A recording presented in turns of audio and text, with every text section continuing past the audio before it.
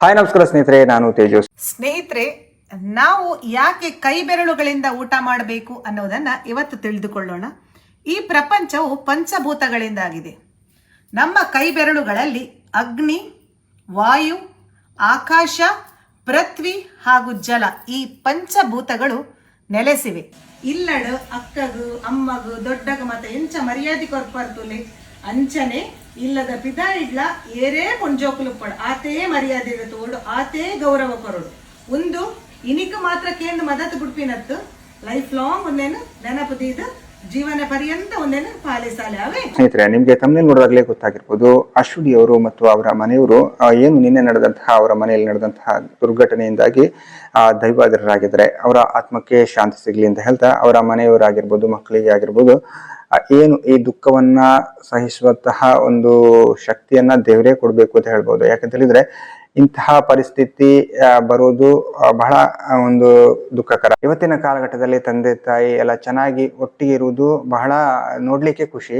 ಅಂತಹ ಪರಿಸ್ಥಿತಿಯಲ್ಲಿ ಈ ಘಟನೆ ನಡೆದಿರೋದು ತುಂಬಾ ಬೇಸರ ಕೂಡ ಹೌದು. ಇಲ್ಲಿ ಮುಖ್ಯವಾಗಿ ನೀವು ಗಮನಿಸಬಹುದು, ಅಶ್ವಿನಿ ಅವರು ಕೆಲವೊಂದಿಷ್ಟು ವಿಡಿಯೋಗಳನ್ನ ಮಾಡ್ತಾ ಇದ್ರು. ಅಂದ್ರೆ ಸೋಷಿಯಲ್ ಮೀಡಿಯಾವನ್ನ ಯಾವ ರೀತಿ ಬಳಸ್ಕೊಳ್ತಾ ಇದ್ರು ಅಂತ. ಇವತ್ತಿನ ಜನರೇಷನ್ ಆಗಿರ್ಬೋದು, ಇವತ್ತಿನ ಮಕ್ಕಳು ಅಥವಾ ನೀವು ಸೋಷಿಯಲ್ ಮೀಡಿಯಾವನ್ನ ಗಮನಿಸಬಹುದು. ಅಂದ್ರೆ ಯಾವ ರೀತಿ ಸೋಷಿಯಲ್ ಮೀಡಿಯಾ ಯೂಸ್ ಆಗ್ತದೆ ಅಂತ. ಆದ್ರೆ ಅಶ್ವಿನಿ ಅವರು ಇನ್ಸ್ಟಾಗ್ರಾಮ್ ಅಲ್ಲಿ ಆಗಿರ್ಬೋದು, ಯೂಟ್ಯೂಬ್ಗಳಲ್ಲಿ ಆಗಿರ್ಬೋದು ಕೆಲವೊಂದಿಷ್ಟು ವಿಚಾರಗಳನ್ನ ಹೇಳ್ತಾ ಇದ್ರು. ಅಂದ್ರೆ ಕೆಲವೊಂದು ವಿಡಿಯೋಗಳನ್ನ ಮಾಡ್ತಾ ಇದ್ರು.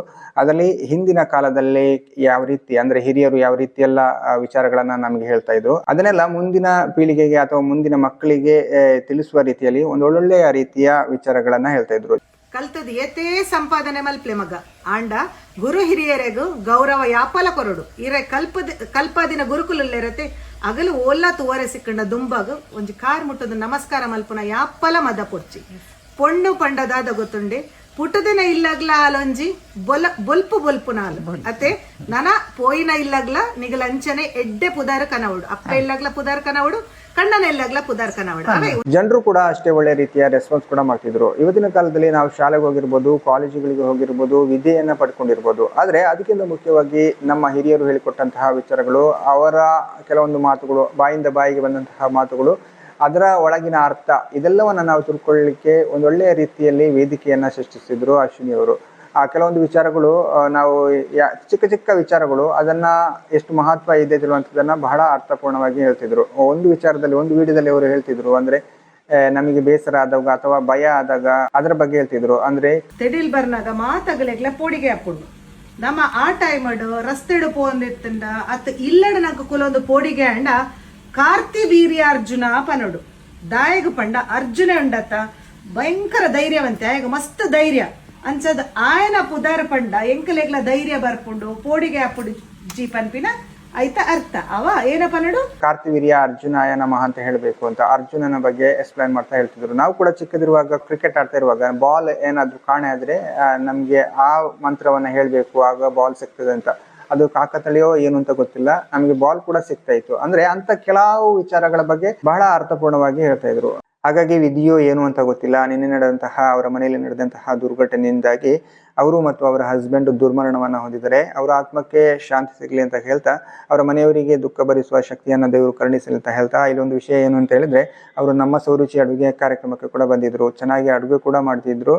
ಹಾಗೆ ನಾನು ಅದ್ರಲ್ಲಿ ಹೋಸ್ಟ್ ಮಾಡ್ತಿದ್ದೆ. ಚೆನ್ನಾಗಿ ಕೂಡ ಮಾತಾಡ್ತಾ ಇದ್ರು, ಒಳ್ಳೆಯ ಮಾತುಗಳನ್ನು ಕೂಡ ಆಡ್ತಾ ಇದ್ರು. ತುಂಬಾ ಖುಷಿ ಆಯ್ತು.